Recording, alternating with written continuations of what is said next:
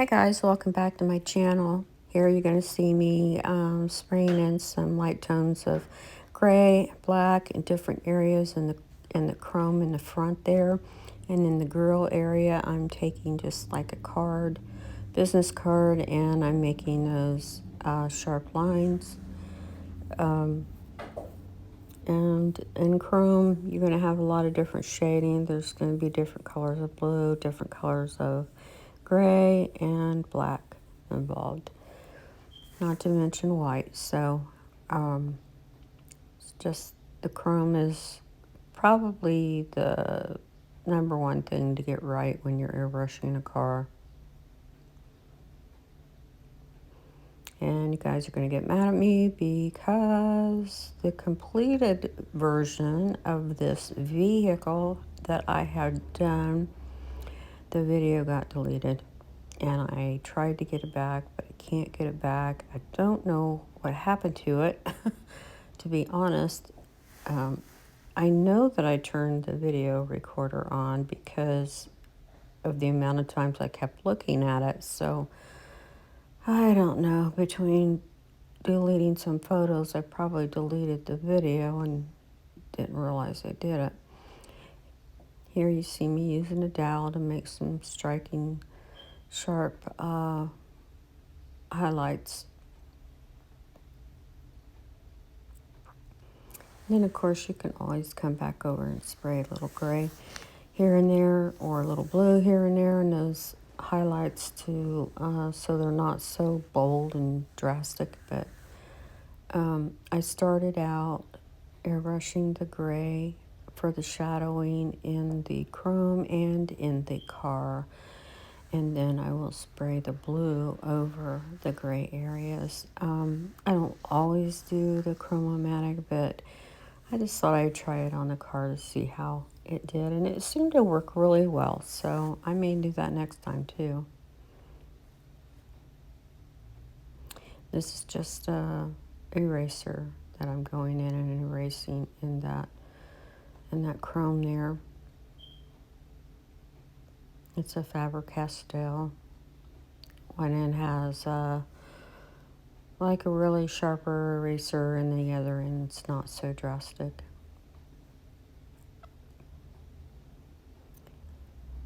One thing I do every now and then, if I can't seem to erase out the amount that I want erased, or if it's cured, the paint has cured a while, I will actually dampen the end of my eraser and then go back in and erase. Here you see me spraying in that grill area and using a card to get that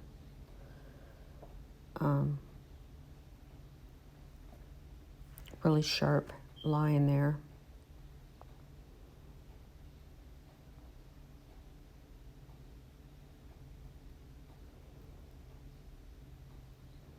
I have a glove on one hand because I am so messy when it comes to paint. I like to protect my hands and my fingernails when I have them done.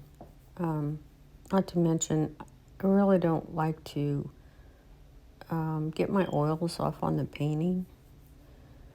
But I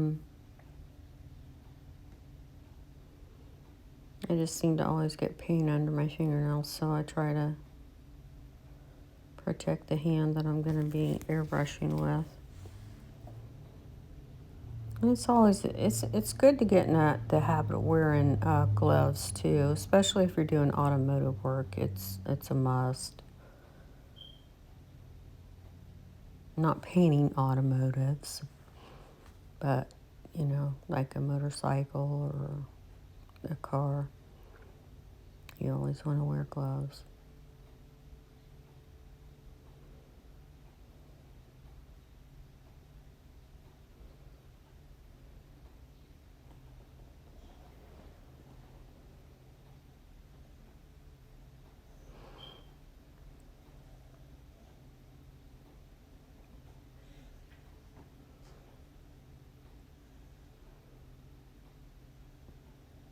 I'm erasing some of those darker lines with the pencil so they don't show through so bad when I go to airbrush.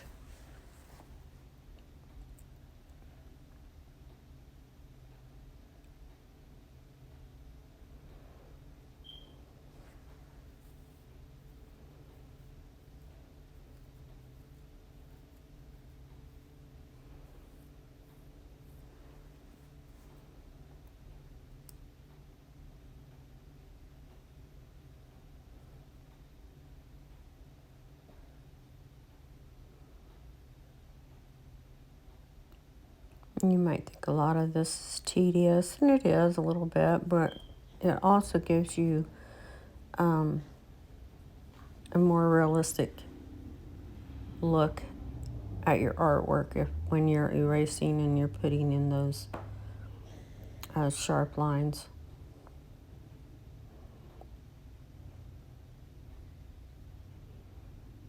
In between doing this job, I was working on a motorcycle tank, and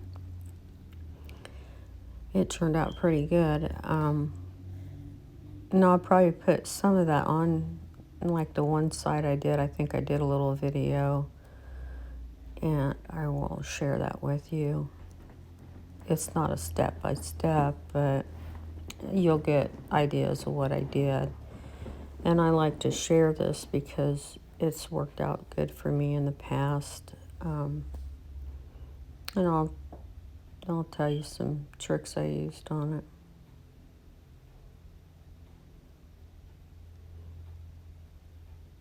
I'm using my Mars eraser trying to get those dark lines out before I go painting it. And then I'm going to shadow it in a little bit.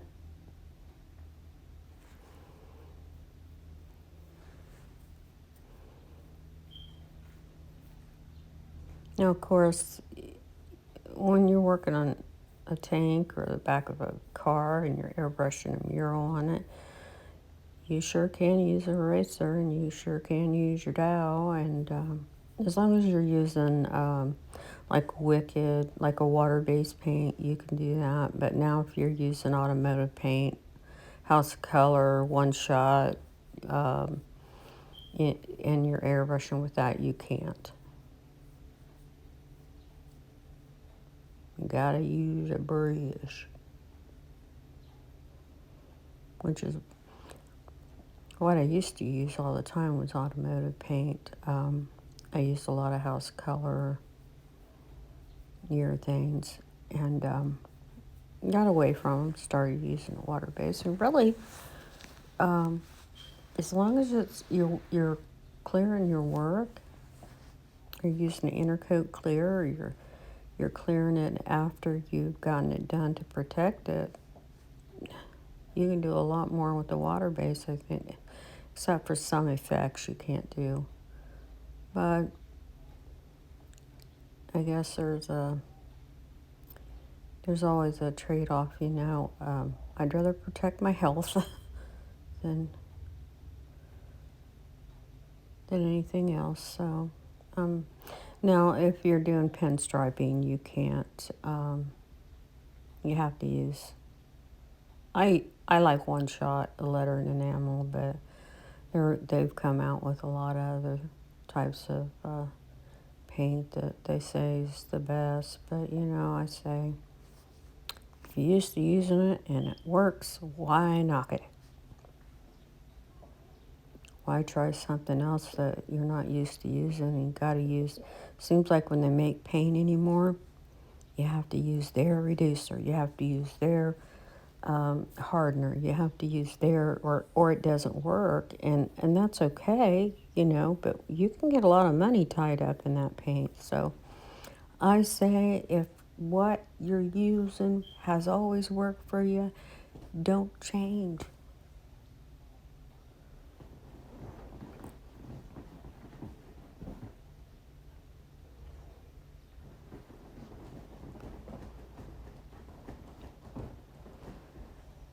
See how those really sharp lines are starting to pop out that front bumper there, or whatever you call it. They don't make cars like they used to. This is a 1968 Cougar, Mercury Cougar.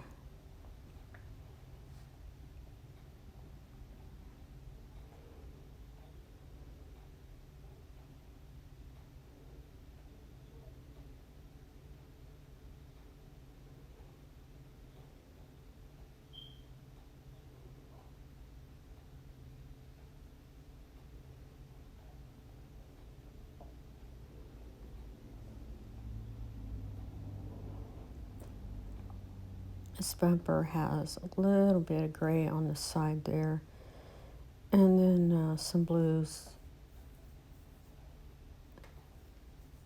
And I think I said in the last video, this car actually, there's a picture of it on the community link on my YouTube channel. And that's my dog scratching in the background if you're wondering what that noise is. But anyway,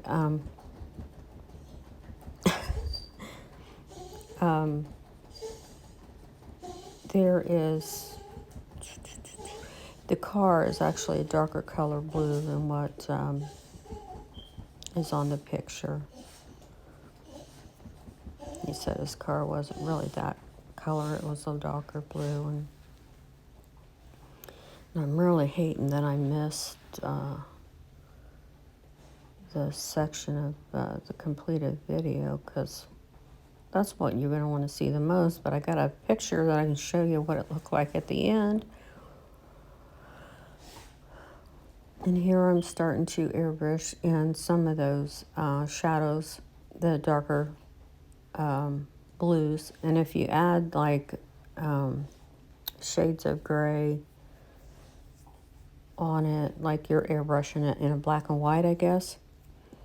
I call it chromomatic or whatever. But anyway, when you do that, when you spray your blue right over top of it, you've already got your shadow there.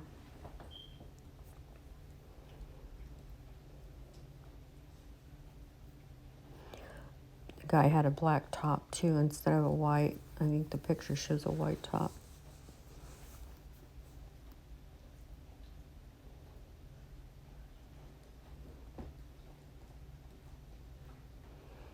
Now here I'm using Createx illustration paints, but it probably would have been better if I would have used Wicked. I just didn't have the Wicked was at my other shop. And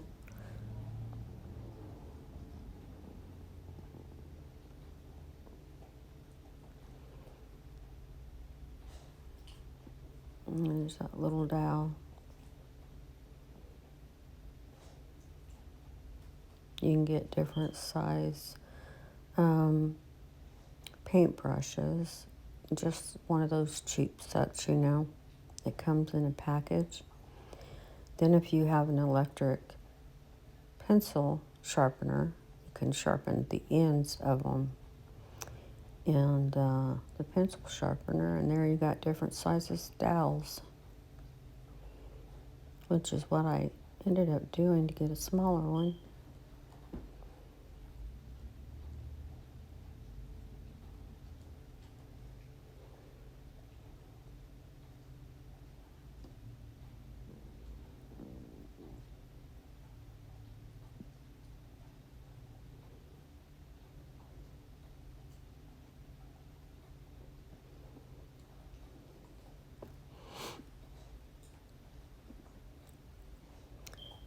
Now, the way this car was set, and you couldn't see the front of the grill real sharp, but if it was real sharp looking, more like where you could see the lines in the front of the grill, you could take a business card and lay it sideways there where it goes down, and just barely use your dowel to follow it down to the end, and that would give you real sharp lines there in the front where the chrome would be showing.